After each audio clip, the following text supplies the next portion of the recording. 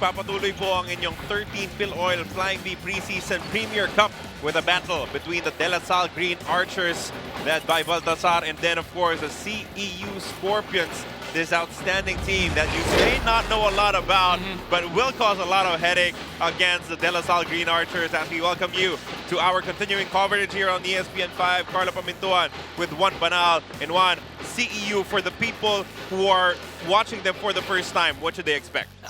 You know, we'll let their games speak for themselves because all throughout, Carlo and I will we'll get the job done. We'll fill you in along the way.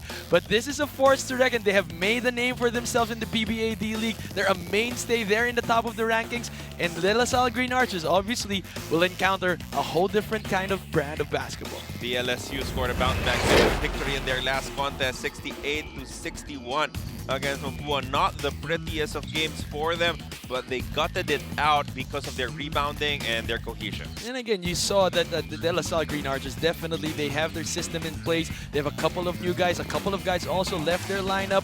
But against Mapua, that was what they needed to get their confidence back after losing against UP in an overtime battle. 2-1 ang kanilang record right now. Talking about the Green Archers, itong CEU have not yet lost in our preseason tournament, as they've shown that their depth is a problem. Of course, their defensive intensity as well. They're being led by a very good veteran coach. And again, yung UST, hindi po mahirap kalabanin yan. They're also a fair force to record. But CEU forcing 23 turnovers, but the ratio of their ability to convert that into points. 17 turnover points po ang naging resulta ng kanilang laro against UST, which was also, therefore, gave them that 2-point victory. As you said, UST, no pushovers. May it be here, may it be in the PBA D-League, where the CEU Scorpions outperforming the Tigers in that contest. Kilalanin na natin ang ating starting units for both these teams. CEU Scorpions face off against the De La Salle University Green Archers. Once again, good afternoon, ladies and gentlemen. We are here at the Filoil Flying V Center in San Juan for another exciting basketball action. This matchup features the Centro Escolar University and the De La Salle University. This is the seniors division of the 13th Filoil Flying V Preseason Premier Cup. And now let us meet the starting unit for both teams. First, for the CEU Scorpions. Starting at guard, player number 2, Christian Uri. The other forward, number 11, Tyron Chan. At center, number 10, Malik Diop. Starting at guard, number 15, Keanu Caballero. And the other guard, number 17, Judel Fuentes. Head coach for the CEU Scorpions is Derek Pumaren. And now, let us meet the starting unit of De La Salle University Green Archers. Starting at guard, player number 1, Kurt Lohera. The other guard, number 11, Aljun Melencio. At center, number 19, Justin Baltazar. At forward, number 13, Ralph Koo. And the other forward, number 30, Andre Carajut. Head coach for the DLSU Green Archers is Gian Nazario.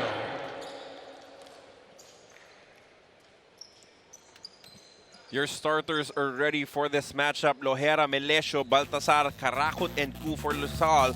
And then Caballero, Fuentes, Diop, Uri, and Chan for the CEU Scorpions.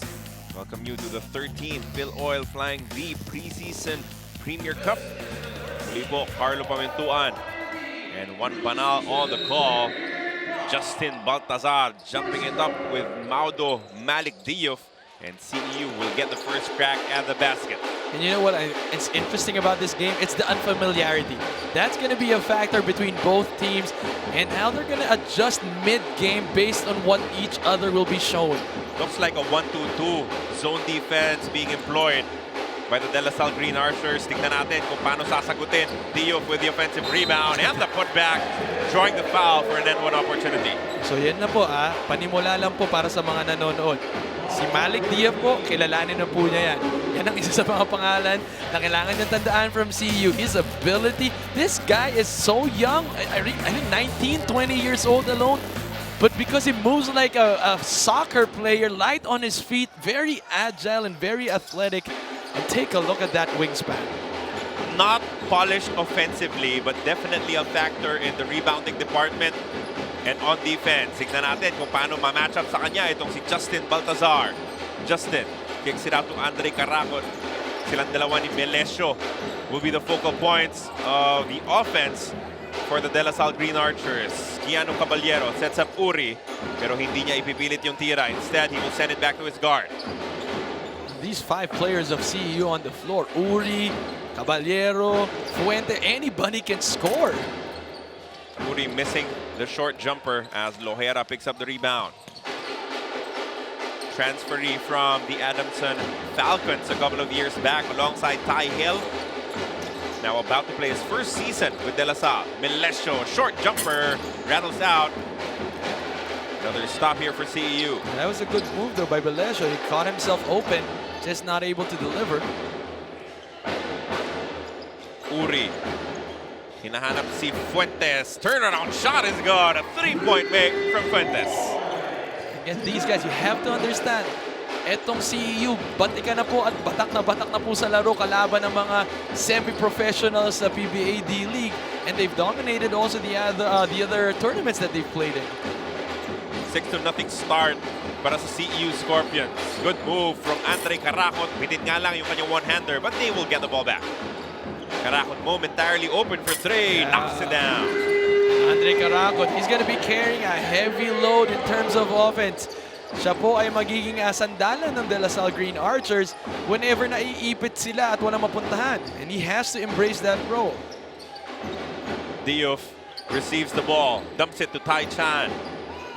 Tyrone now, measuring up the defense. Jumper, ayaw, as the rebound is picked up by Lohera. Kurt goes all the way, swooping layup, no good. Rebound, Uri. I think the intention was there, was good. Actually, nakita niya si Judel Fuentes lang ang kanyang magiging kabantayan. Fortunately, medyo malayo yung kanyang takeoff. Keanu Caballero, the steady point guard for the CEU Scorpions. Good bounce pass to Tyrone Chan. Jumper, wala pa rin. It's a one-and-done type of offense for both teams. Oh, you cannot throw a lazy pass like that with Diouf around. That's a wingspan. Di nakaintindihan doon. Di maganda yung pasa mula kay Tyrone Chan as this will be a turnover against the Scorpions. And Tyrone Chan now a bit frustrated. Those were 2 misses already from him, and then plus this turnover. And Tyrone Chan is actually one of the veterans of CEU. Caracot against Fuentes. Good pass to Baltazar when he was worried about the defense. Shoots anyway and misses. Usually, if it was any other defender, Baltazar would already be going for that and shot. And in the calm pull-up, you're that mid-range jumper. But katulad nga na sinabi, nakakapaan pa parehas na kupunan. Kinikilala nila kung sino ang kanilang mga kalaban. Good defense from Baltazar, but Chan gets the offensive rebound. Uri, binigay kay Fuentes, another 3. Good again. That's one guy you do not want to leave open if you're the De La Salle Green Archers. Andre Caracot will have to stay home with this guy. 9-3, a couple of 3-point shots for Fuentes. And then that N1 play mula kay Diouf as Caracot could not answer back on the other side. So far, Diouf doing a good job cleaning up that board. Fuentes jumper, wala yan. As De La Salle, magpa-platoon substitution, no? They have 5 players waiting to enter this matchup. hindsight, of course, like what we said, this tournament is more of an experimental phase for a lot of teams.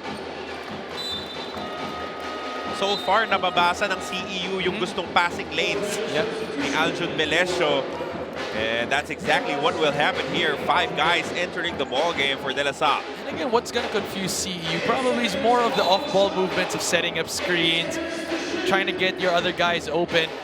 Because yung mga one-on-one and drop-off passes, magaling ang CEU on-ball defense eh. Encho Serrano had to put extra sauce on that shot just to get it over the defense. Will not work out.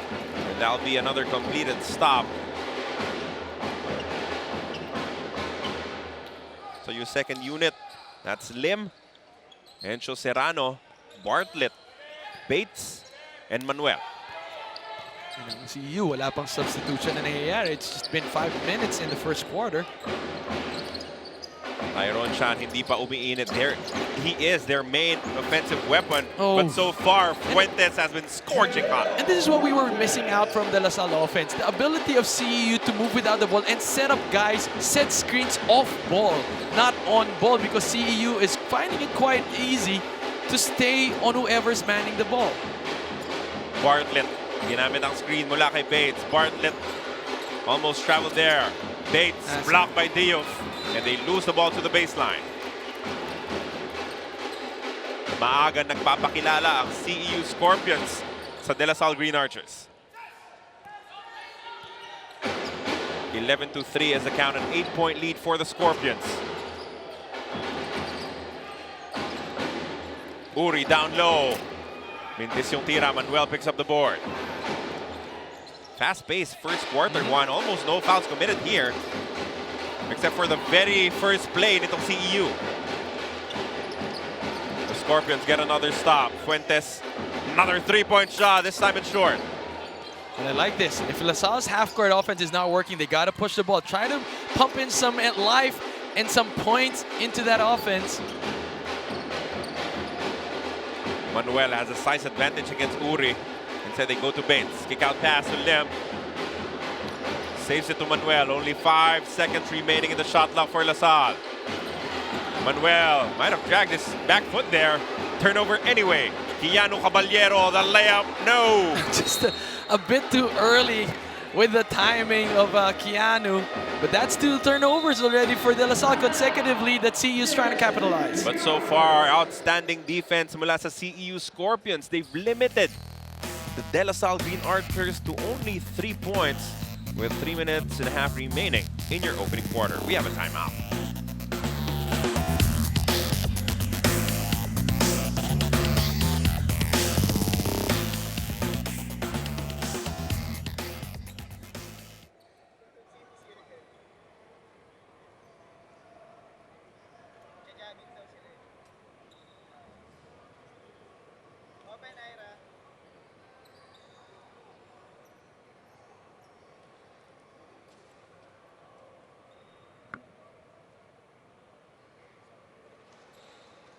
You are still tuned in the 2019 Filoil Flying V Preseason Cup.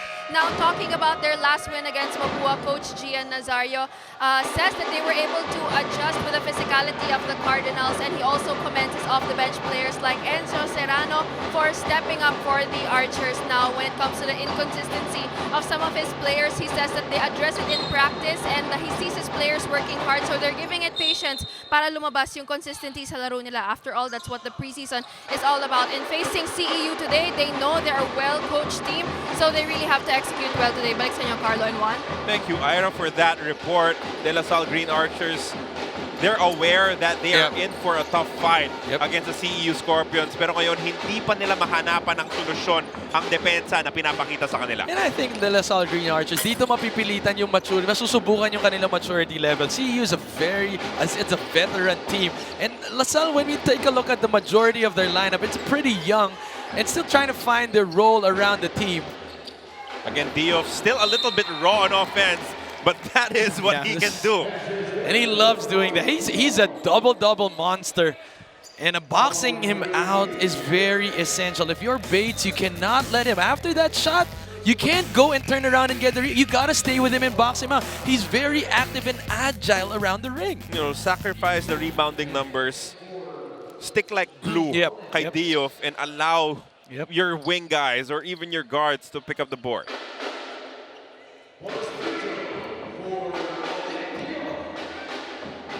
Capascio seeing his first action for LaSalle. Bumalik na rin itong si Justin Baltazar. They did not like the performance of Bates and Manuel as the two big men there. They go down low. Good ball movement coming from LaSalle. They get a shot up from Capascio, who nails it. That's a good bailout shot. That reversal around to make sure somebody was open. Capascio delivering with that jumper.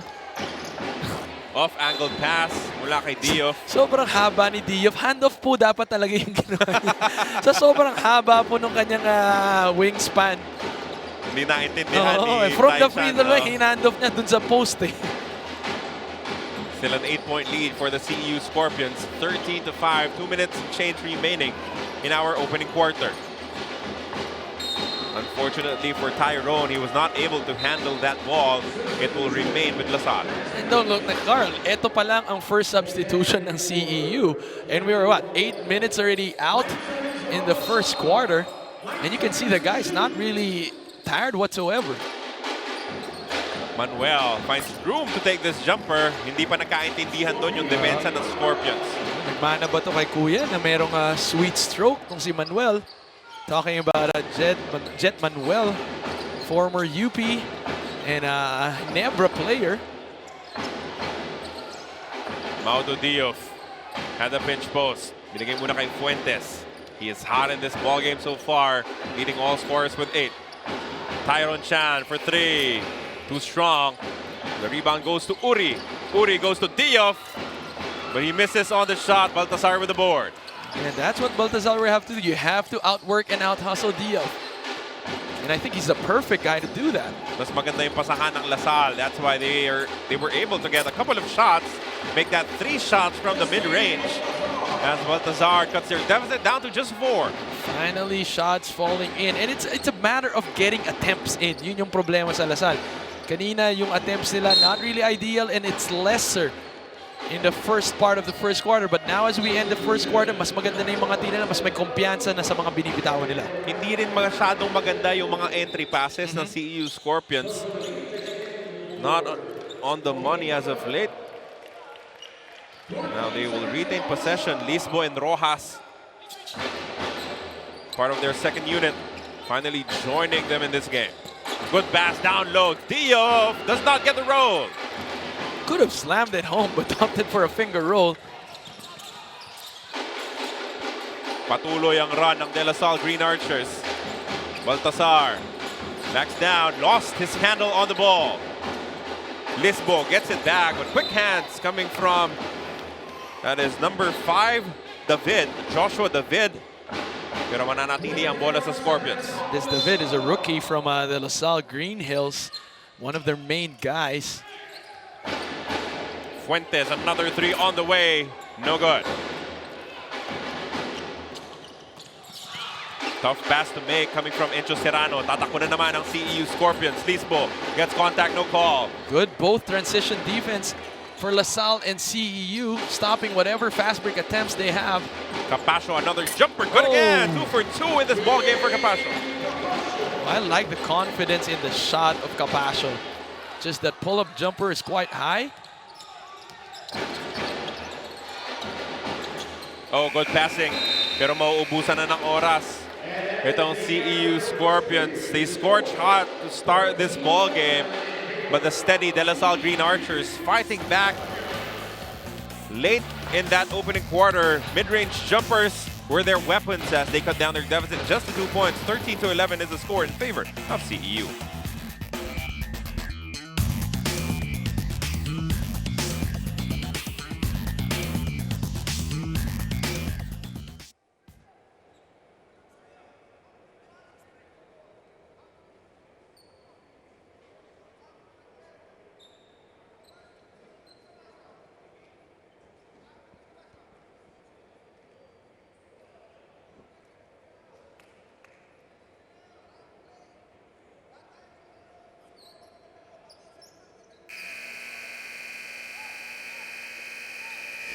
Maudo Diouf.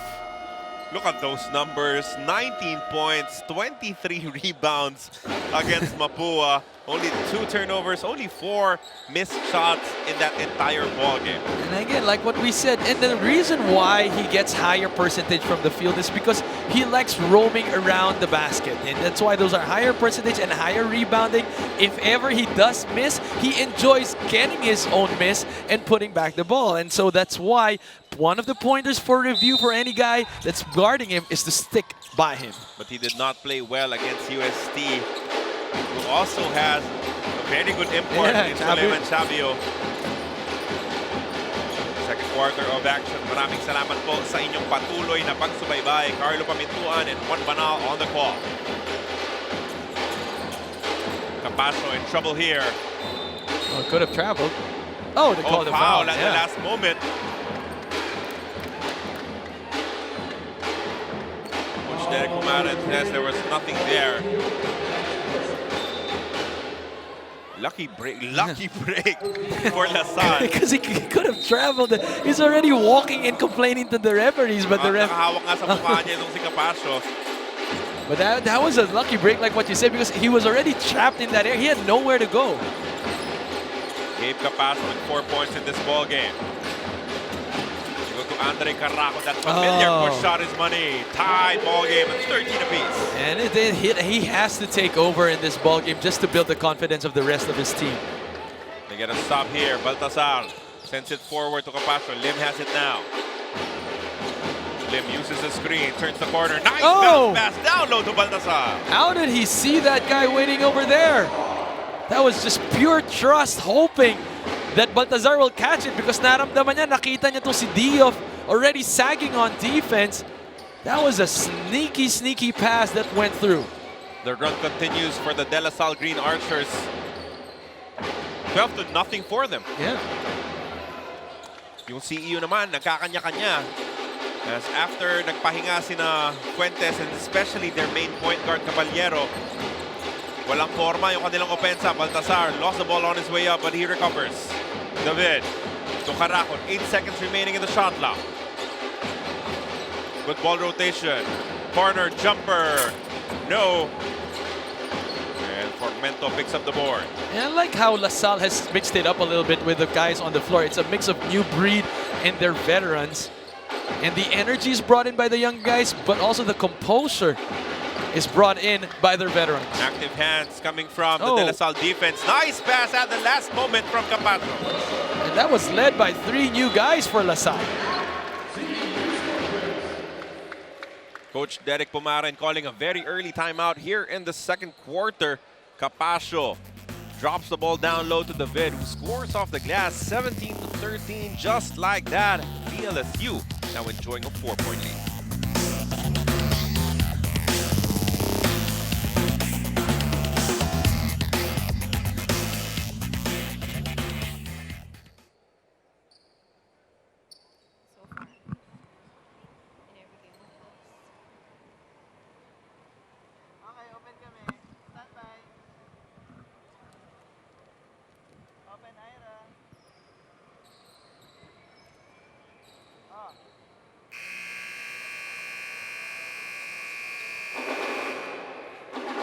You are still tuned in the 2019 Filoil Flying V Preseason Cup.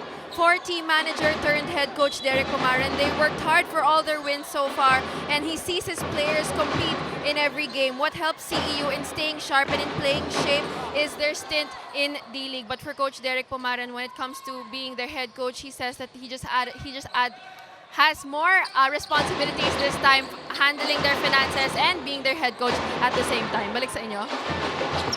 Dami talagang ginagawa ni Coach Derek Pumaran to try and really continue yung mga naumpisahan itong CEU Scorpions being one of the toughest teams to contend with in the PBA D-League for the longest time. A 3-point shot to answer finally that 14-0 run para sa LaSalle. Formento answers back for CEU. He's only the 3rd scorer for CEU after Diouf and itong si Fuentes in the first quarter. And now getting enough rest ng si Diouf. recharge. Formento just coming in with fresh legs. 3-point shot for Diaz, no good. Uri with the offensive rebound. Uri forces it up, no good. Look at the battle down low. Wala pa rin. So many opportunities not paying off for the Scorpions. Tatakbo na naman ang Lasal and they get another batch of fast break points. Again, itong si Caraco at si Baltazar, they're doing just enough to make the stops on defense, but in offense, it's the younger ones that are running and forcing CEU to get back on defense, and whenever they make a mistake and are a step slower, they pay. And what we're seeing right now is, syempre, pinakamalaking player dito, si Maudo Dio. But on average, mas may laki yung Lasal kontra sa CEU. Generally, they have. And plus, again, yung aggressiveness, mas nakikita natin eh. Again, kahit anong sabihin natin, I see DLSU as a younger team, and you see a more veteran team in CEU, more controlled ball for the Scorpions. Rojas backing down, forces the shot up, no. This is what we're talking about. Baltazar and Karakot making sure that it happens on defense and then let the younger guys run and out-hustle itong CEU Scorpions. 19-16 is the score in favor of the De La Salle Green Archers. Muli po, maraming salamat sa inyong patuloy na pagsubaybay. This is your 13th Filoil Flying V Preseason Premier Cup. Carlo Pamintuan and Juan Banal on the call. Only 11 seconds in the shot clock for the Green Archers. And I think from what we see, it's the second unit of LaSalle that actually started this run. And walang panagot yung second unit ng CEU. Kaya naman si Coach Derek Pumarin, pinasok na ulit to sina Uri at sina Caballero kasi kinakailangan na nung starting five kumuha ulit. Formento sends it out to Keanu Caballero. Hindi ginamit yung screen mula kay Rojas. They go back to Formento. Another three from the other side. Good again. That was a good setup by Keanu. But Formento now contributing with 6 points. Only 3 scorers for the CEU Scorpions. Lim misses on the mid-range jumper, but they get the ball back. Abutan ni Caballero. Melesio would not hit a counter. Could have been a mortal sin. Keanu Caballero risking that and leaving Melesio open. Natakam yung depensa ni David. He thought he had the angle for the steal. Instead, a foul was whistled against him.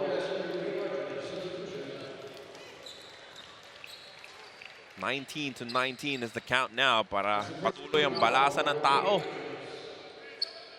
From De La Salle Green Archers, mabilis yung palitan nila, no? Because they invest on their defense, so you always have to have fresh legs. And again, maganda, it's a good experimental phase. What I like kanina, nagkaroon ng platoon substitution tong LaSalle. They brought in the younger guns. Nilabas nila yung kanilang mga veterano who started for them. But now that they mixed it up, maganda ang resulta. Waxing hot now is John Formento. 3 of 3 from downtown. And that pocket three seems to be his favorite.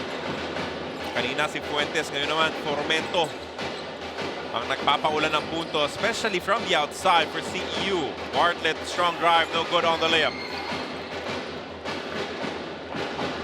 Keanu Caballero bring the ball down. Goes to Formento, but now well defended by Andre Caracot. Markado na kagad siya ni Andre Caracot. Keanu goes to the other corner to Uri. Oh, good block mula kay that defender. Manaytay. And the ball will stay with the CEU Scorpions. Yan ang mga players ng DLSU, walang tumatagal na mga 4 minutes, 3 minutes. Yun lang ang maximum playing time nila. Just to rotate and make sure that they have fresh legs. Formento goes inside this time. Great three. Nakita niya eh. They were closing out strong against them. One ball fake. Waited for the defense to follow him from behind. Promeno pa siya just to fish for that foul.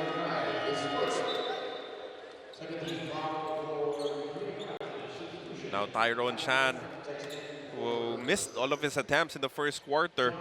Tignan natin kung makatulong na siya. No? He is a consistent 17-point, 18-point scorer for CEU. And he's a steady post player, I would say. Such a smart player in the post. Tapos pagka nadidepensahan siya doon, lalabas siya, titira ng 3 points. Yung huling laro that they had in the PBA D-League, I think he had 17 points in the first quarter alone.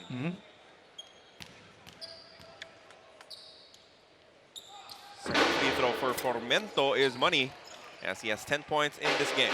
Siya lang ang bumubuhay sa opensa ng CEU dito sa second quarter. Literally, siya lang yung nakakapunto sa kanila so far.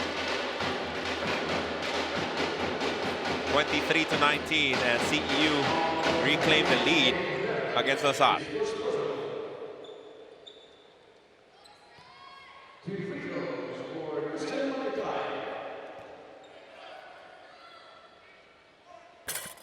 Manaytay does not get the lucky roll on the first free throw. But what are you seeing right now from LaSalle again? Fresh coaching staff. You see there, Danny Siegel. Kasama nila sa kanilang koponan. Ano yung nakikita mo? May identity na ba na nagde-develop for LaSalle? So far, I mean, I think what we're seeing that has been shown is the ability to more or less shuffle players. The substitution patterns we're seeing so far, nothing really much has changed. But again, the kind of, yung pyesa kasi, yun yung malaking bagay na binuo ng coach dito is finding his identity, what will work, and also the players that he has picked to play for LaSalle will reflect the kind of system that he's showing. First miss from downtown, mula kay Formento. Backdoor cut there, it's good for Manuel. And I like how Manuel used his size and strength in that move. Not causing an offensive foul, but at the same time, enough to give him space. 23-22, only a 1-point lead now for the Scorpions. Caballero, the long three. Not get it to drop. Tatakbo si Manuel against two defenders. Lost his footing. So the call was traveling? Yeah, I think it was a travel. The problem with that is I think the intention was good, but the moment the help defense came, it became a 1-on-2 fast break attack. Could have pulled the ball back. Low scoring first half of action. 23-22. Formento, turn around jumper is good. What is this guy? This guy has been all him in terms of offense for CEU. Formento versus LaSalle. 12 points in this quarter alone for Formento as he is powering their offense dito sa ating ikalawang yugto. Lahat ng puntos ng Scorpions mula sa kanya in the second quarter. 25-22 is the count in their favor.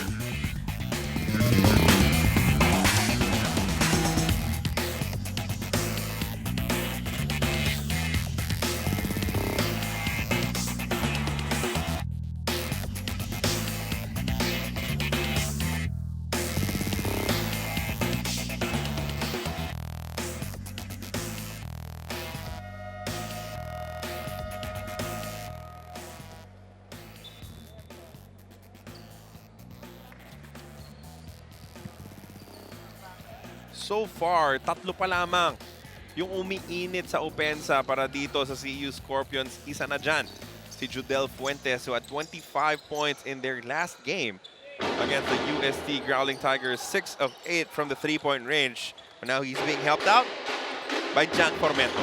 Grabe yung ano. And anybody can explode at any given time for CEU. Pero pag mainit ang isang manlalaro ng CEU, talaga namang mainit sila. 2 minutes and 45 seconds remaining in the first half of play. Ganda yung pasahan mula sa LaSalle, but Encho Serrano could not knock down the corner three. Iano Caballero, Bartlett all over him.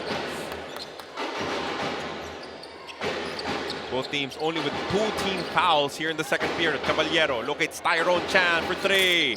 Still nothing there for Chan. And Ku made a good decision of tapping the ball out because makikipag-agawan siya ng rebound dun kay Diof. More or less the chances. Right back yeah. to CEU. Chan is the missing link sa opensa ng Scorpions ngayon. As Diof forces up that shot, wala pa sa kanyang sweet spot eh. Oh, that was a little too casual coming from Melesio. Inabutan siya ni Maudo Diof. They go to Formento. Another three. No. Serrano, aatake. Kicks it out to Bartlett. Instead, they will set up. That was a good decision. CEU quick to get down on defense. Ku against Chan. Waiting for the handoff. Pumunta sila kay Melesio kontra kay Caballero. 5 seconds remaining in the shot clock. That is an offensive foul. Would have said Melesio should take advantage of Keanu Caballero, but Keanu Caballero, on the other hand, outsmarts him by drawing that offensive foul. Timeout requested by the CEU Scorpions as they try to add on to their 3-point lead, 25-22 as we head into this break.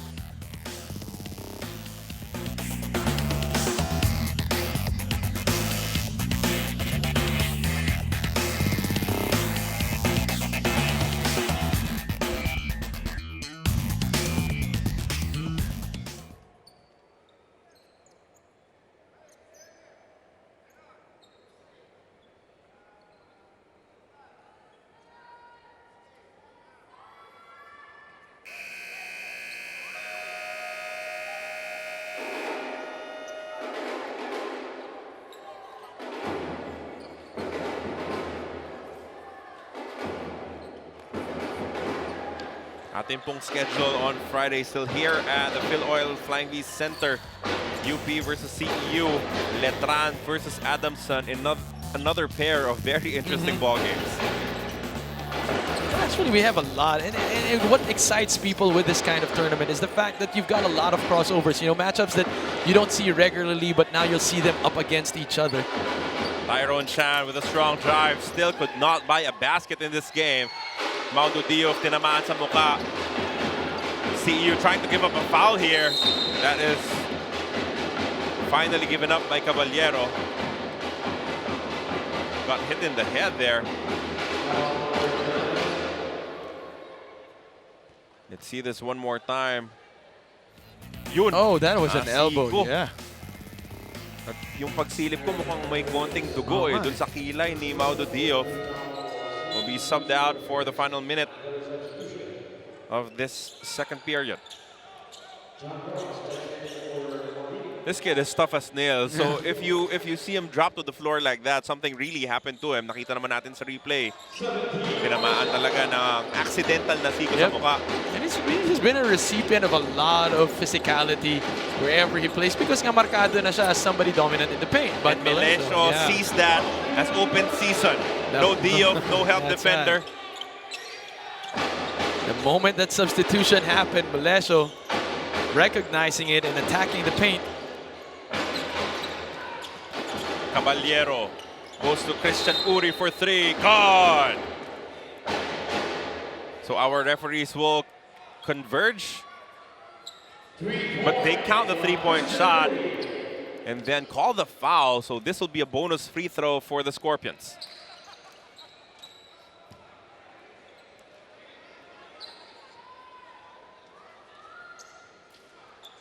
Is it bonus free throw or is it possession?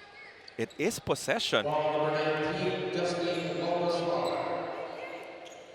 So it's not a, was it counted?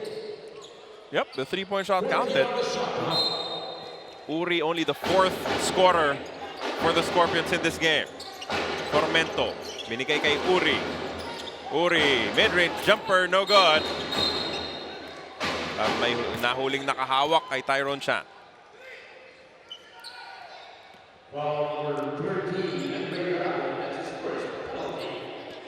Penalty situation kontra sa De La Salle will send Chan to the stripe. And if you are Tyrone, this is exactly what you need right now. And again, if you take a look, you mentioned it a while ago, Carl, that technically pag tinignan mo yung lineup ng La Salle, mas matangkad talaga sila dito sa lineup ng CEU. And now with Diouf on the bench, I think Baltazar should take over. Tyrone Chan, naglakad papunta sa half-court line, pinapagpag whatever's ailing him right now. Tulad nga na sinabi mo, he has a capacity to score 19 points in a half. Wow, but so far misses. ngayon, wala pa siyang naipupuntos. Uncharacteristic free throw misses from Tyrone Chan. They will need him to snap out of it in the second half of this ball game. 28-24. Make that 28-26. Carrajot scores down low. Last shot time para sa CEU Scorpions. Caballero ang magdedesisyon. High ball screen with Tyron Chan. Piano, his pass is tapped. It will go back to LaSalle. But there's only 0.5 seconds remaining here in the half. And I like how LaSalle's not fouling at any point. And that will be the end of your first half of action. An interesting first 2 quarters in this ball game. Naunang uminit ang CEU Scorpions. A big response coming from De La Salle. But at the end of the first 20 minutes, it will be the Scorpions bringing a 28-26 lead heading into our halftime break.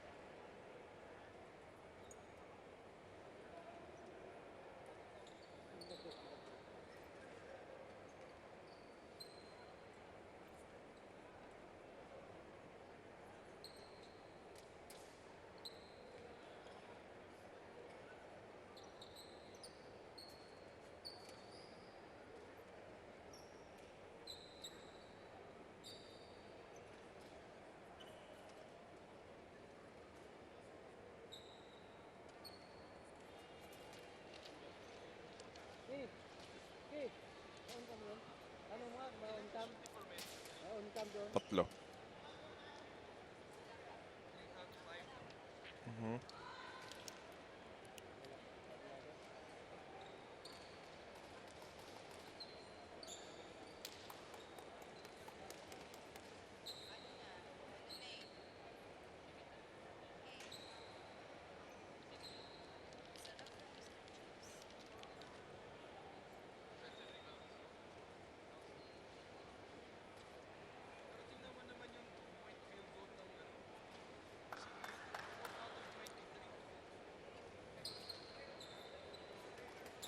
The 13th Filoil Flying V Preseason Cup is presented to you by Haynes in partnership with Filoil.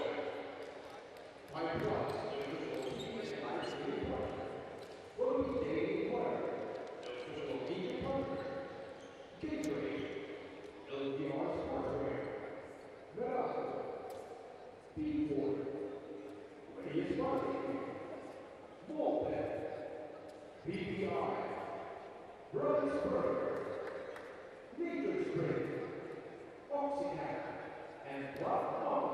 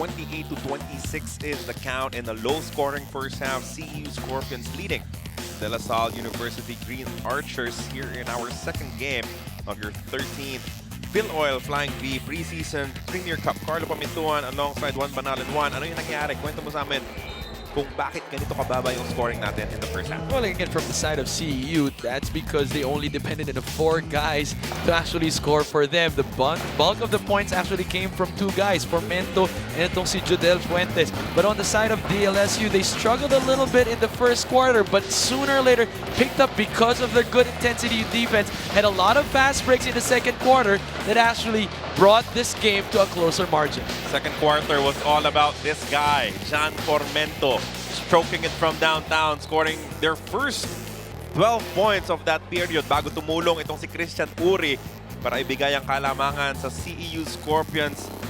A development for them was that Maudo Diouf suffered a cut dun sa kanyang right brow in the second quarter. Let's see how will his state be as you take a look at the 3-point shooting for the CEU Scorpions. Yun talaga yung nagbigay sa kanila ng opportunity to grab the lead. Definitely, because their 2-point field goal is 4 out of 25. That's 16%.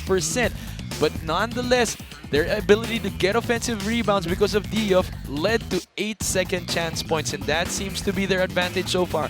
Those putbacks and those outside shooting against their leading scorers, Formento with 12, Fuentes with 8, Diouf, Uri combining for 8 as well. Yan lang po, wala nang ibang scorers. Sa CEU Scorpions, balanse naman yung LaSalle. No one scoring over 7 points. Andre Caracot leading his team, and then they have 4 players with 4 apiece. Tyron Chan, quiet in the entire first half, continues to miss here in the third quarter. You can feel his frustration. That's another good shot, and that's a move that he usually makes, but misses. Lohera misses on the layup. Maudo Diouf.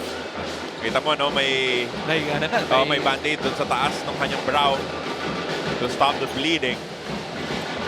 Tyron Chan to Fuentes for another 3. Wala naman yan. Ang lamig na itong si Fuentes after a hot performance in the first quarter. I like how LaSalle is switching up on those down screens with the guards. That time, itong si Jodel Fuentes wasn't able to take an open look. Ganda ng galaw nitong si Andre Carajo, just could not buy a basket there. And it's a shot that is his signature, yung one-hander sa bandang mid-range. Usually money for him. Keanu Caballero, tough angled shot. No! Offensive rebound, wala pa rin yan para kay Uri. No baskets yet in our third quarter. Patuloy pa rin ang problema itong LaSalle boxing out. Itong CEU, they've led that in that category. That's their 10th offensive rebound in the ball game. Melesio is called for steps here, as the defense of Caballero was all over him. That happened right in front of the referee. A little shuffle in his feet, but the pressure of Keanu Caballero forced that turnover against Melesio. Juan, in terms of adjustments, what do you want to see coming from LaSalle? And I think they just have to let the offense come to them. You know, not a lot of one go and one pass, but take a look at that move by Fuentes.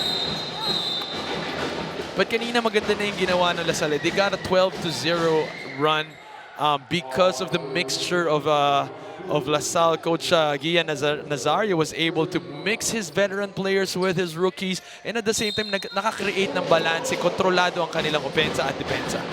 For the CEU Scorpions, how do you make sure that you get to involve more players?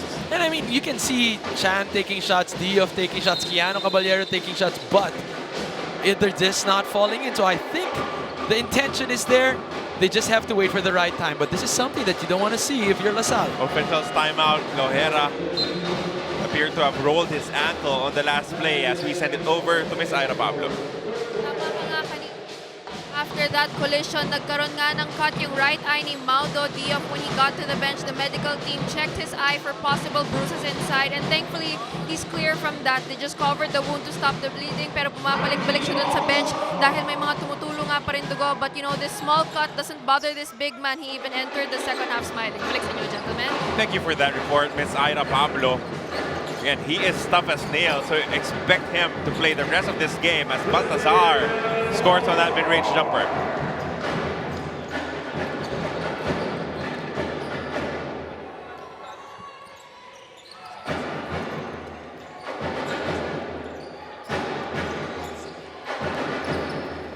That's just the first basket of the third quarter for LaSalle. Yung CEU hindi pa nakakabutas and they continue to miss. The putback is good. And again, that offensive rebound seems to be the problem for LaSalle. They're just giving up too many second chance points to CEU. 7 points for Diouf in this ball game. Baltazar has 6. Subukan niyang dagdagan from the outside, could not do it. And that ball was last touched by Diouf. You gotta love this guy. He's all smiles, like what Ira said. He's coming out of the bench with a cut already in his eyebrow, still smiling. Fresh shot block for the De La Salle Green Archers. Melesio uses a screen from Baltazar. Melesio, jumper, no good. And that is two CEU Scorpions battling for the same ball. They lose it to the baseline. And the second time around, CEU, two guys from CEU had a miscommunication, which resulted in the ball going out.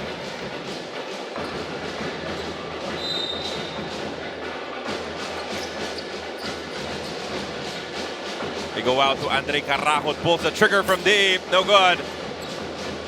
Better effort on the rebounding department from LaSalle. Pinapahirapan nila si Dio. Well, a quick basket on the other side for Fuentes. And Fuentes is deceiving when it comes to those moves. All of a sudden, just accelerating with that layup. 10 puntos sa laro para kay Fuentes, first in the third quarter. But Baltazar answering back with his own basket. He has come to life. He's got 8 points now. More confidence in his approach and attack to the basket. Caballero, ginamit ang screen mula kay Diouf. Keanu up top. Good play. Like what we said, these guys are veterans and they've played with each other for quite some time now. That pass, you don't get that from guys just, not having that chemistry. Yung IQ talaga nitong si Keanu Caballero, knowing the skill set of every player na nasa kanyang kupunan. Baltazar with another layup. He is heating up here in the third quarter of action. He has 6 points in the third, 10 in total.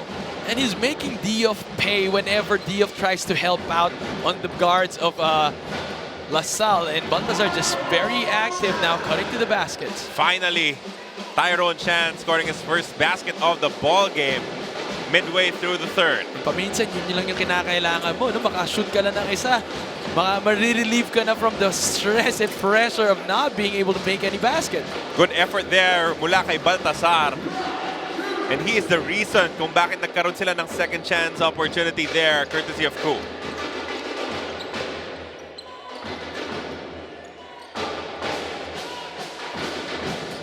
Tyrone Chan, jumper, ayan na. Nagpapakitang gilas na yung Tyrone Chan. Sinabi mo, Carl, kaya niyang pumuntos ng 19 points in one half eh. So baka bumawi siya dito sa second half. One quarter. One quarter. One quarter. Tignan mo yun, one quarter. Baltazar loses this ball. 3-on-2 run. Caballero up top. Diouf could not complete the play. Baka dapat binaba niya muna. Or pwede niya nang i-dunk. Nandun na rin naman. Baltazar going baseline. He was pushed by Diouf. He will commit the foul. But yun yung nakakatakot dito kay Diouf. Eh, no? He likes running, and running is not a problem for him with his long strides. Dalawang hakbang mula sa 3-point area. Sweet spot na siya eh. Parang si Giannis, eh, no? Nung isang play niya dito sa Milwaukee, pagkariba niya, all he needed was 2 dribbles to get to the other side of the ring. But he will have to somehow step out and slow down Justin Baltazar. He has 8 points in this third quarter. 12 in total. Hitting it from the outside, those mid-range jumpers, and at the same time cutting to the baskets with those layups. Diouf now will have to think twice in helping out. Ganda nung pasahan. Fuentes for 3. No good. And the tap goes to LaSalle. Bartlett passing into Baltazar, and he scored the one-hander.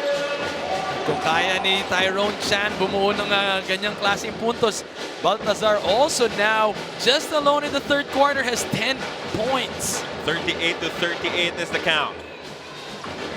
Another deadlock here between LaSalle and CEU. Caballero, no look pass to Tyrone Chan down low.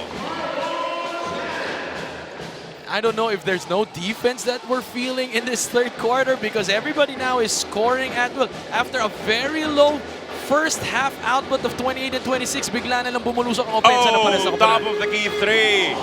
Mula kay Aljun Melesio as he retakes the lead for LaSalle, 41-40. 5 points in the ball game. Tyrone Chan starting to put in the work. Mintis nga lang yung kanya short staff. Melesio leading the attack for LaSalle on the other side. Ginamit ang screen. He turns the corner. Drop pass stolen by Diouf. Probably should have looked. That no-look pass with the long arms of Diouf might not be a good idea. Pilit yung tira ni Fuentes, but he keeps the ball alive. So many opportunities, could not score the basket as LaSalle takes it away from them. Those were how many offensive rebounds again for CEU? Baltazar, mid-range. Not this time. I can see the fatigue now setting in for Baltazar. Christian Uri directing traffic, leaves the ball for Caballero. Quijano ginamit ang screen mula kay Diouf. And he draws the foul. That'll only be the second of LaSalle in this period. And a lot of good things happens when Keanu Caballero has the ball in his hands. Now, his ability to set up for his teammates, just reading it so well, hesitating when he needs to.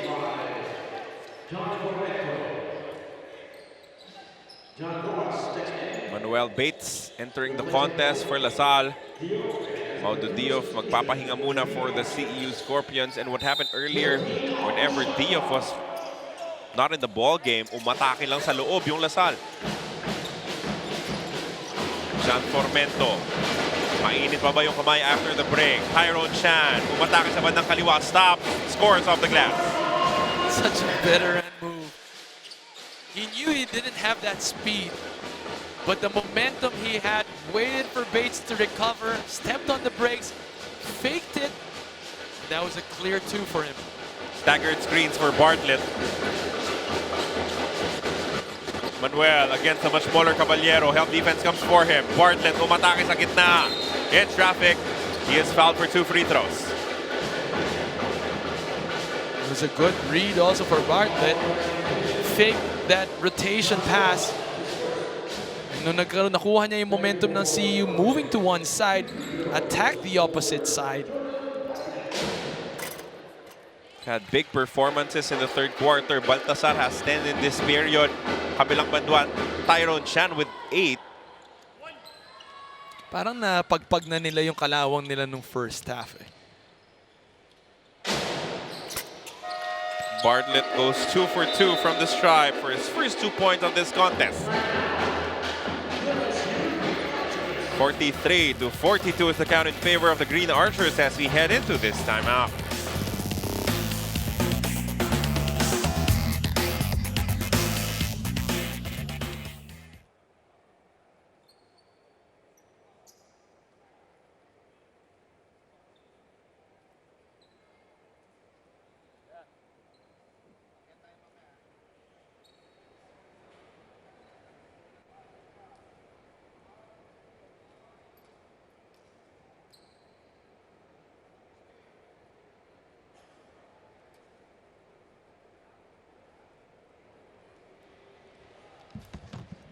Tight contest inside the Filoil Flying V Center here in San Juan. Carlo Pamintuan, kasama pa rin si Juan Banal as we're experiencing a very tight contest between CEU and DLSU. But again, the third quarter, I think better performances for both teams, better offense from both teams.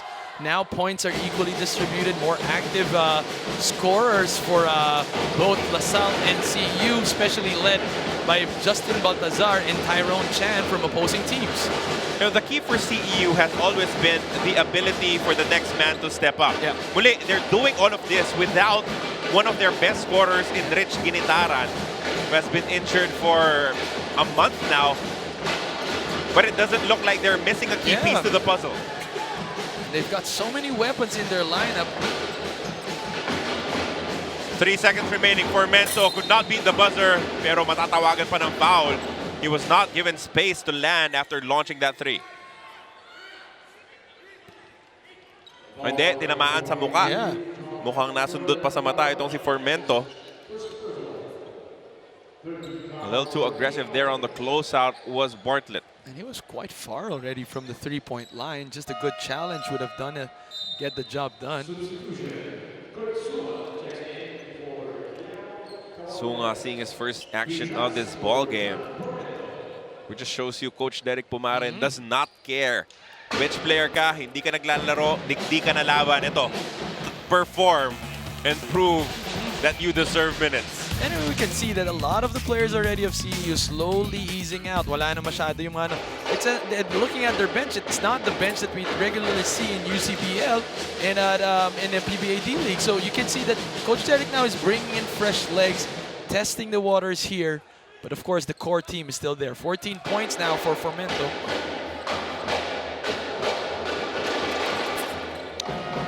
$50 points for Formento.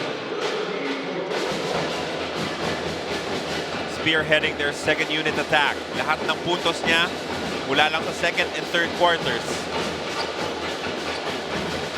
Back to a 2-point lead for the CEU Scorpions, 45 to 43. Serrano, top of the key. Serrano umatake. Layup is gone. That's a good drive, reading the footwork of the defender and taking and exposing their weakness. Good drive. 3-point shot, too strong for Formento. Rebound caught by Manuel. They have the numbers here talking about LaSalle. Enzo Serrano, strong move off the glass. No dribble needed there, but I think he hurt his lower back. Kanina pa yan eh. Kanina niya pa iniinda yung kanyang likod. Let's see if the coaches will call a substitution for him. Tyrone Chan with the bounce pass inside. That ball will stay with the Scorpions. So far now, Chan and Formento trying to find their shots without Diouf on the floor. LaSalle can play one-on-one good defense. They don't have to think of other threats from the weak side. Rojas for the three. Off the glass and in.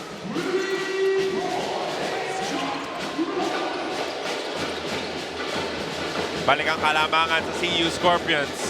Only 6 seconds remaining here in the third quarter. Encho Serrano attacks once again, kicks it out. They need to take the shot right now. Hindi nagkaamuya ng Lasal. No one was paying attention to the clock. And as a result, they lose the opportunity to try and claim the lead heading into the fourth quarter of action. Rojas, with his first three-point shot of this ball game, gives CEU a 48-47 advantage heading into the final period.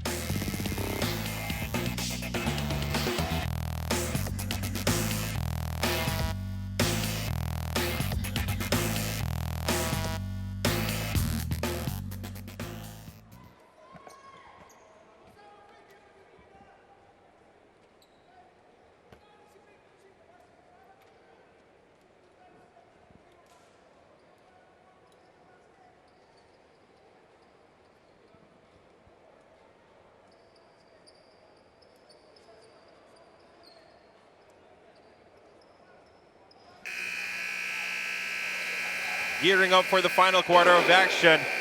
Has been a good one so far. DLSU down by 1 point against CEU. Carlo Pamintuan and Juan Banal on the call. Thank you for keeping it locked in on ESPN 5. Maraming salamat po sa inyong suporta sa ating 13th Filoil Flying V Preseason Premier Cup. True to what we talked about in the third quarter. They just stepped up their offense. 20-point output for CEU, 21-point output for DLSU compared to their just 15 outputs in the second quarter. Oh, unfortunately, LaSalle starts the fourth quarter with a turnover.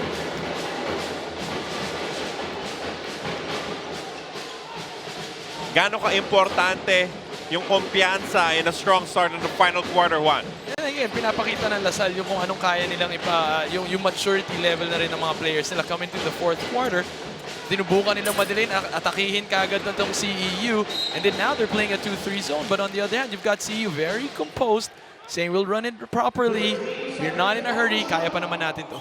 Wasted opportunity there for LaSalle. They were able to get the rebound, pero nawala nila sa baseline. Formento fakes the three, dribbles it closer, showing us that he can also drive. Interestingly enough, nobody rotated to help out. That was a 2-3 zone. How can somebody drive so easy? Manuel looking for a friend. Shot clock is at 12. Limp. Goes to Encho Serrano. He had a couple of good drives. One-hander is good. And he's enjoying attacking the defender. He's got that first quick step and the ability to leap over whoever's defending him. That's the sixth point in the second half by just merely challenging his defenders. Tyrone Chan, slow drive, does not get the roll. 1 point lead for the CEU Scorpions. Pwede nang kunin ang Lasal ang kalamangan. Encho Serrano fakes the spin. And now draws the foul for 2 free throws. You know, he reminds me a lot of a Joseph Yo with that hang time. He should be headed to the free throw line more often than not if he's the pivotal point of their offense. Encho Serrano, another proud product of the province of Pampanga. Napakaraming players na nanggagaling dyan. The first free throw is good for Encho.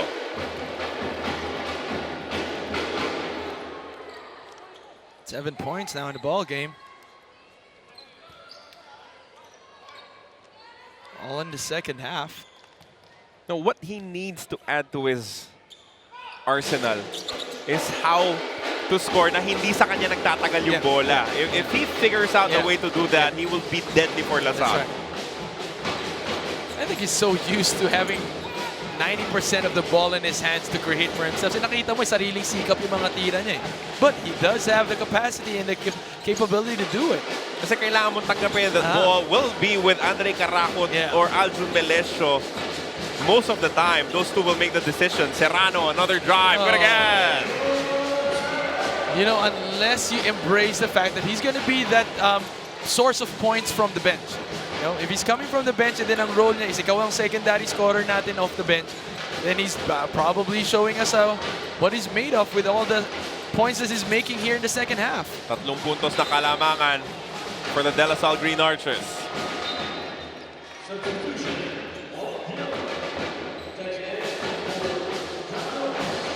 Maudo Malik Dio checking back in. Siguro para tumulong din, depensahan si Encho Serrano, who is heating up here in the fourth quarter. Formento, the long two is good. Had the Vid's hand in his face. Just the confidence now with his pull-ups. 19 big points in the ball game for Formento.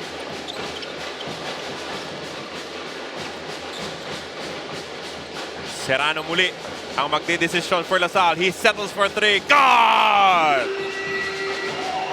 He is feeling it. 13 big points in the second half alone. He was given a little space there. No, he was stopped by Manuel. Yeah. I think that ball was stopped by Manuel.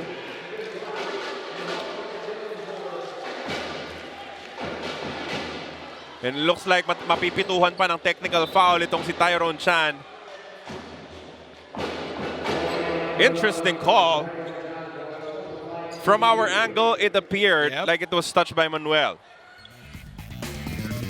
Let's see if we can take another look at that. Yeah, that was it was tap. touched. Yeah, that was and hindi na hinawakan ni Chan before it crossed the line. So it should not have been a backcourt violation. Still, CEU will have to figure out a way to get the ball back, and that is what they do.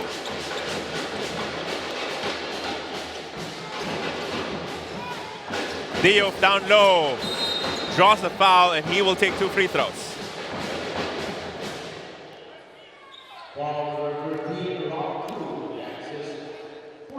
(56-52), a 4-point lead for La Salle. Medyo napako na rin dito ang CEU sa kanilang 52 points. Diouf nailing that first free throw. Those backing calls a little bit problematic sa araw na to. Juan, kanina merong hindi natawag dun sa ating unang laro. But again, it's just part of the tough job from our referees. The second free throw is also good for Diouf as we send it over to Miss Ira Pablo. Guys, from his rookie year to his final playing year, Captain Andre Caracot says that after all of his experience, he developed his defense and mature offense as well. As his first time being captain, he says it comes natural to him. He says, gusto ko lang gawin lahat ng tama kasi ako yung gagayahin nila. Pag tama naman yung ginagawa ko, tulong siya sa akin at tulong na rin siya para sa teammates ko. What helps him with his new coaching staff is the spontaneousness. As long as it fits the system, pwede dumiskarte, gentlemen. Andre Caracot will be a key figure for the De La Salle Green Archers, but in that particular play, he is called for the offensive foul. Nanggigigil na rin siguro. He wants to lead his team. He knows it's a tight game, but he tried to do a little too much in that particular play. And again, it's fourth quarter. You know, the leaders usually come to life in the fourth quarter. But, you know, in fairness to Andre Caracot, all game long, yes, he may not be leading in terms of scoring, but he has been playing good defense, and that sets the tone for the rest of the team. Formento, umatake, fakes the pass, kicks it out to Lisbo, sets his feet for 3, no good. Offensive rebound for Sunga and the putback. Where did Sunga come from? Everybody's attention was on Diouf, and Sunga snuck his way to the basket for that putback. That's another offensive rebound for CEU. What a time for his first basket to come. He knocks the count at 56 all. Andre Caracot kontra kay Lisbo. Caracot loses his grip on the ball, but it will stay with La Salle. That is the correct call. This is what you're talking about, that he might be doing a little bit too much. You should just let the offense come to him. Move the ball around. Right now, it's Serrano who's heating up, so it might be good to set him up if you're La Salle. 3 seconds remaining in the shot clock. Enzo Serrano for 3. Oh! That's why you set him up.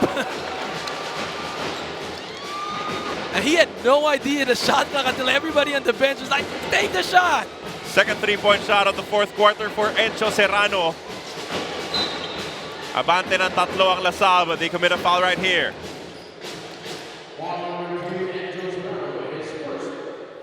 Take a look at this. Everyone going wild and saying, take the shot. And he pulls up way, way far from the three-point line and delivers. Did not score a single point in the first half of play. Now with 16 points in the ballgame. Formento umatake sa loob. Dishes out at the last moment. Should have taken the shot. You can see there, kahit siya, alam niya. Alam niya. But you gotta appreciate the role that he's taken over now in the fourth quarter. Sabi niya, hindi ako masyado nakakita ng magandang tira. I'll just create, but I'll let my teammates do the work and finish the job. CEU down by 3.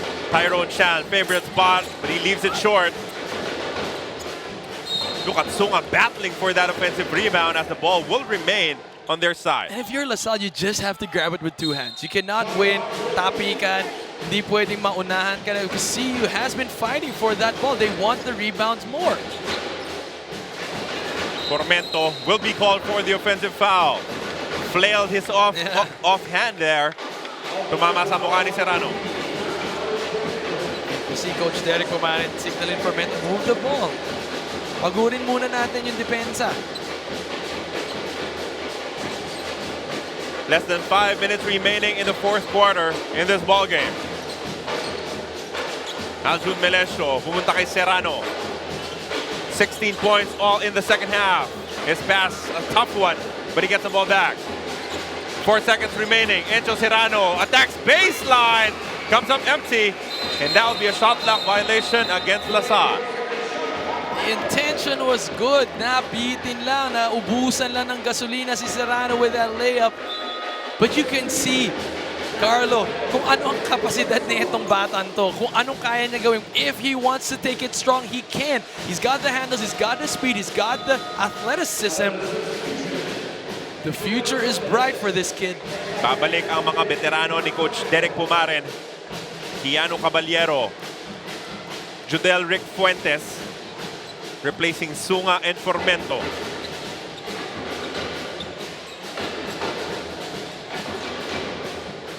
They go to Fuentes.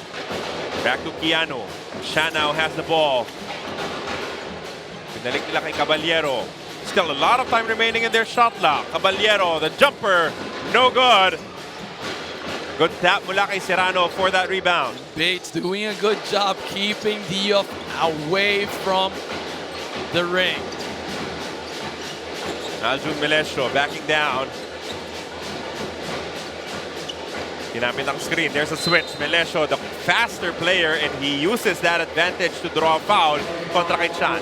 CEU trying to overplay that pick and roll with Chan trying to play strong and show strong. But Melesio identifying that goes through the defense of Chan, getting that foul. Well, LaSalle now is in the penalty, so that could be something that CEU would like to use to their advantage. Andre Caracon given space for 3. No! Bates with the offensive rebound. Melesio for 3. Gone!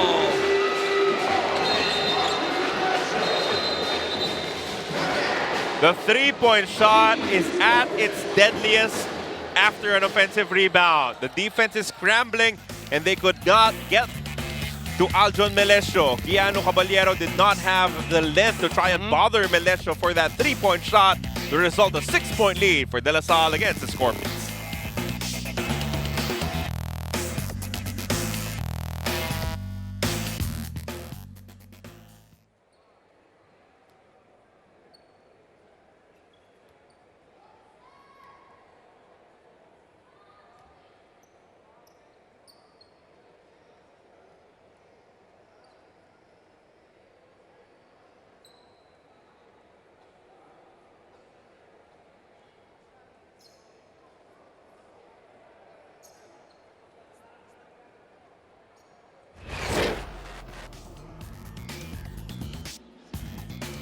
Our participating teams in your 13th Filoil Flying V Preseason Premier Cup minsan mo lang lalabanan yung lahat ng koponan sa kagrupo mo, and then we engage in a crossover quarterfinal, and it will be knockout from that point on. See some of the fans watching, enjoying the action in this high-quality ball game sa pagitan ng Lasal at CEU. Nakakatuwa nga yung nakikita natin. No? First half, ang baba ng scoring. Parehas na kupunan nagkakapaan, sumusubok ng pwedeng strategiya na gagana. But this time in the second half, now they're bringing out the guns, they're bringing out the full-on strength from both teams. Their gloves are off. Everyone now contributing for the teams. Lucky break there for CEU, almost a turnover. But they manufacture 2 points from Tyrone Chan. Melesio attacks baseline. Good pass down low to Bates for the bucket. Good find. Melesio just waiting for the right time to drop that pass. Hindi niya kagad binigay. Hinintay niya muna si Diouf na fully attentive sa kanya and then gave the pass. Malik Diouf down low, gets the basket with the left hand. And because of that quick spin and then extension of Diouf, that's gonna be so hard to stop. Melesio muli, another three! Yes! If you're Keanu Caballero, you wouldn't want to go under a screen against Melesio. That's a second time around that he's made that shot with a hand on his face. 11 points for Aljun Melesio, but as one of the leaders for the De La Salle Green Archers, stepping up here in the crucial part of the ball game. Pero nakabawi itong si Lisbo with a layup inside. Good Euro step. But not only that, he's been shutting down tong si Karakot. Melesio goes the other way, another three! No! Rebound goes to Diouf. A little bit too much, but again, if you're that hot, you really take that shot. Good pass inside, another extra pass. Tyrone Chan misses! That was a wide open look for Chan. And yung mga ganun tira kasi yung awkward na hindi mo alam kung masyado ka malapit or malayo sa basket. Less than 2 minutes remaining in this ball game. Andre Karakot, siya naman na magdedesisyon. Pull-up jumper. Too strong. Rebound Diouf. Only a 5-point deficit still possible here. Up top, Diouf receives the pass. Chan to Fuentes, open for three. No! Diouf with a nice pass down low. Oh! Second chance points for the Scorpions once again. And you can see them out huffing and puffing.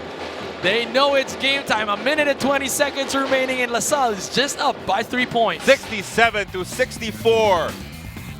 Third effort in this play. Diouf did not pass the ball. He lost it to the baseline where Lisbo was waiting to convert. 3-point lead for LaSalle. They call a timeout.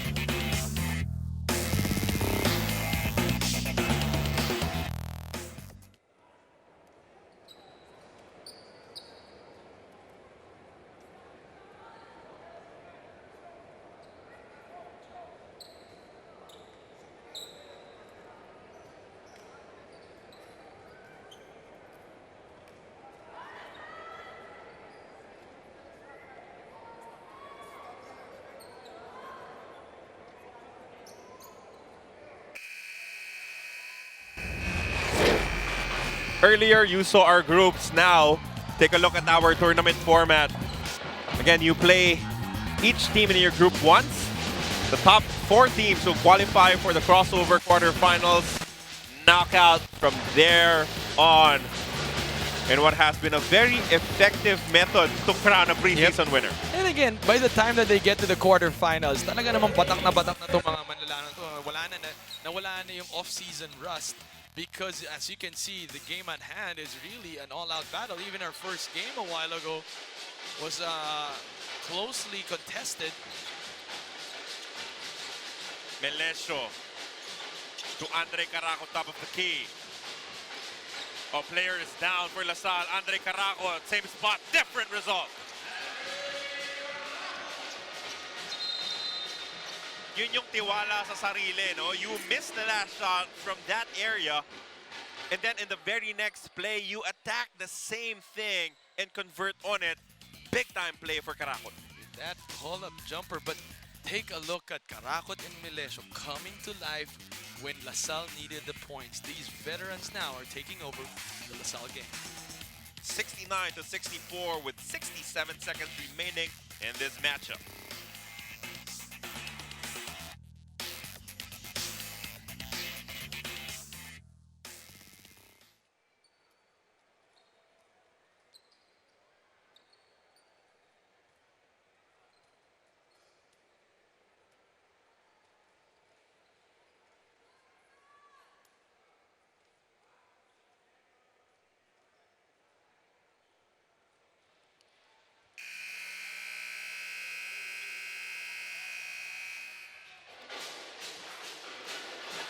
Our game schedules on Friday. Still here at the Filoil Flying V Center in San Juan. UP contra CEU, Letran contra Adamson. In our continuing coverage of the 13th Filoil Flying V Preseason Premier Cup. Carlo Pamintuan and Juan Banal on the call for the final minute and 7 seconds of this ball game. This is a crucial possession now for CEU. If they're not able to convert, it's going to be tough for them to get back in this ball game and probably take home this win. Formento, the long three. Oh! I don't know if that's what Coach Derek designed for this play, but that was way, way out of the three-point line.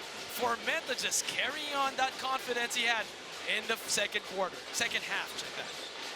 Milesio trying to evade the defense. Encho Serrano has 2 triples. He has led the attack for LaSalle. Serrano, strong move, no good.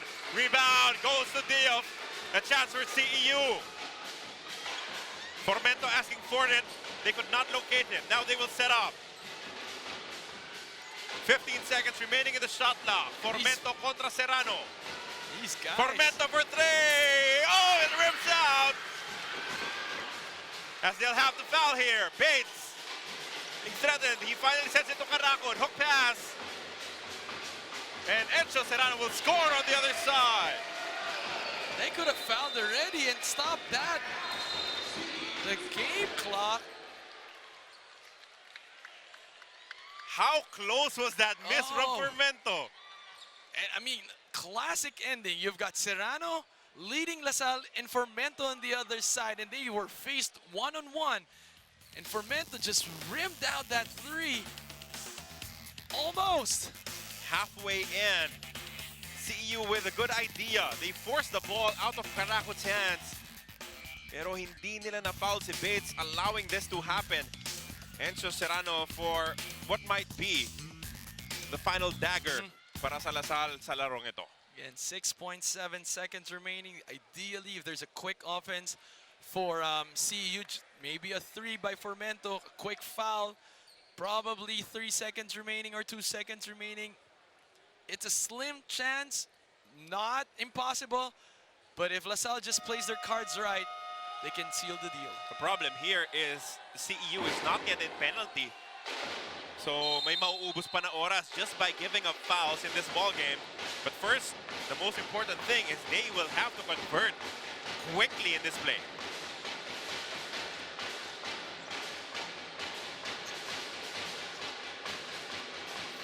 Formento, Chan, Fuentes could all knock down the three-point shot.